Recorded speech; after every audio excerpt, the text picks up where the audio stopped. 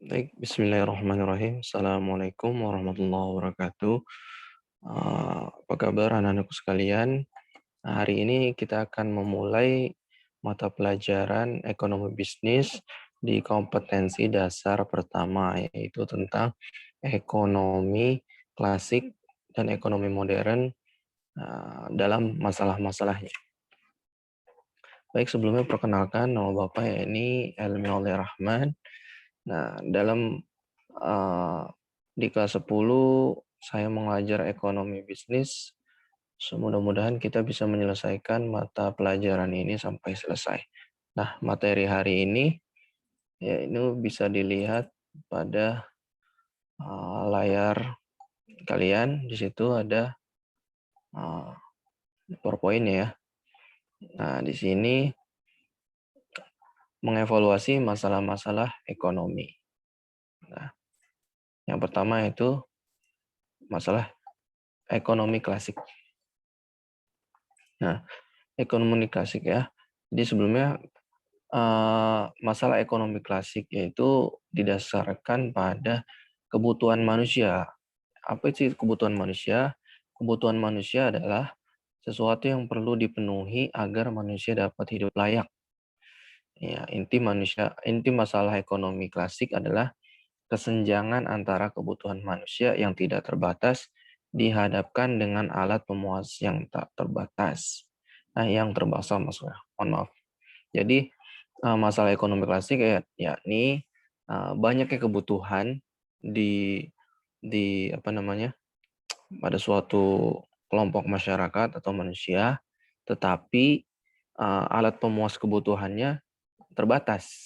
Ya, misalkan contohnya dalam suatu masyarakat itu membutuhkan banyak masker, tapi ya karena dalam kondisi pandemi seperti ini kita butuh banyak masker, tapi uh, pemproduksi maskernya ini sedikit.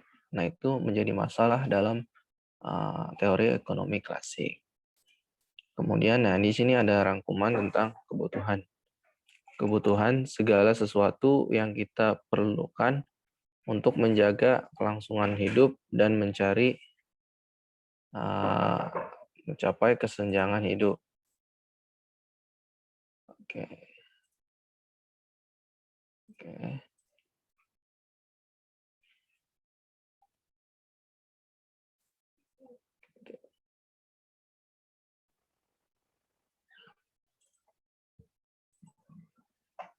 Baik, selanjutnya tentang kebutuhan. Kebutuhan yakni segala sesuatu yang kita perlukan untuk menjaga kelangsungan hidup dan mencapai kesejahteraan. Jadi setiap manusia mempunyai kebutuhannya berbeda masing-masing. Kemudian kemakmuran, keseimbangan antara jumlah kebutuhan dengan alat pemuas kebutuhan. Jadi jika kebutuhan sama dengan jumlah alat pemuas kebutuhannya, maka bisa terwujud suatu kemakmuran.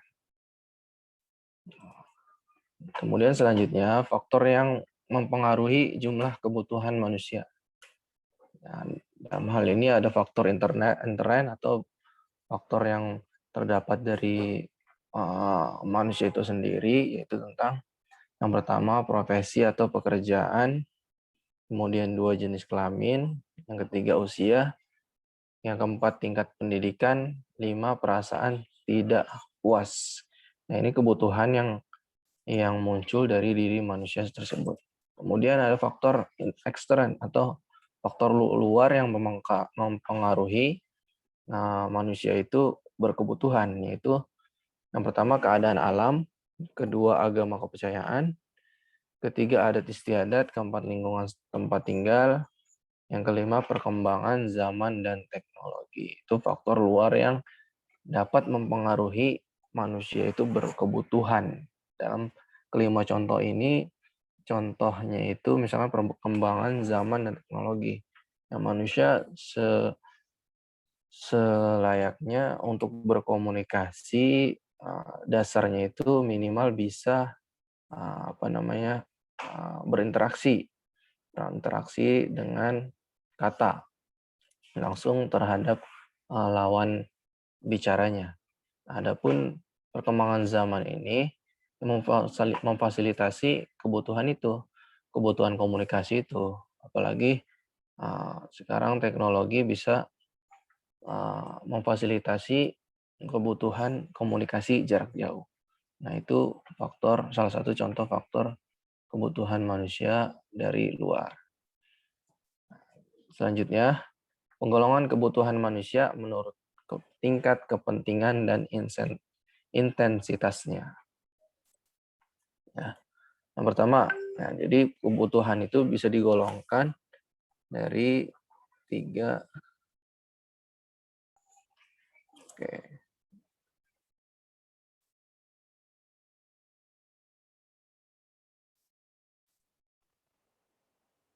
Nah, jadi kebutuhan manusia itu digolongkan menjadi tiga, yakni kebutuhan primer, kebutuhan sekunder, dan kebutuhan tersier. Nah, apa itu kebutuhan primer atau pokok? Yaitu kebutuhan manusia yang mutlak harus dipenuhi untuk menjaga kelangsungan hidupnya. Misalkan kebutuhan minum, ya, sandang, pangan, ya,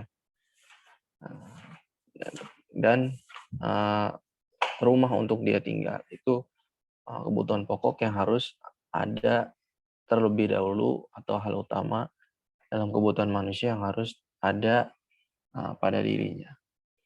Kemudian yang kedua, kebutuhan sekunder atau pelengkap, kebutuhan yang dipenuhi untuk melengkapi kebutuhan primer.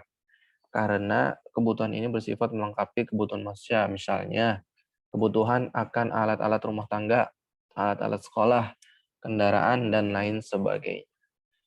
Kemudian yang ketiga, kebutuhan tersier, kebutuhan eh, tambahan yang berupa barang-barang mewah. Jadi yang ibaratnya yang tidak ada pun tidak masalah untuk manusia tersebut. Nah, misalnya barang-barang perhiasan, emas, berlian, mobil mewah, villa, dan lain sebagainya. Itu kebutuhan tersier. Nah, tapi dalam kebutuhan manusia itu yang harus ada itu, minimal ada itu kebutuhan primer, bahkan kebutuhan sekunder. Itu. Baik, kemudian selanjutnya,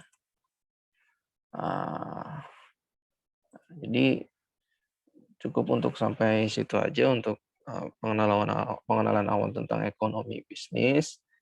Jadi dalam hal ini saya langsung masuk kepada teori kebutuhan ya, sampai penggolongan kebutuhan.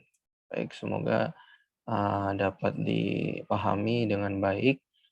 Selanjutnya soal bisa dilihat di grup WhatsApp kelas 10. Baik, terima kasih. Cukup sekian.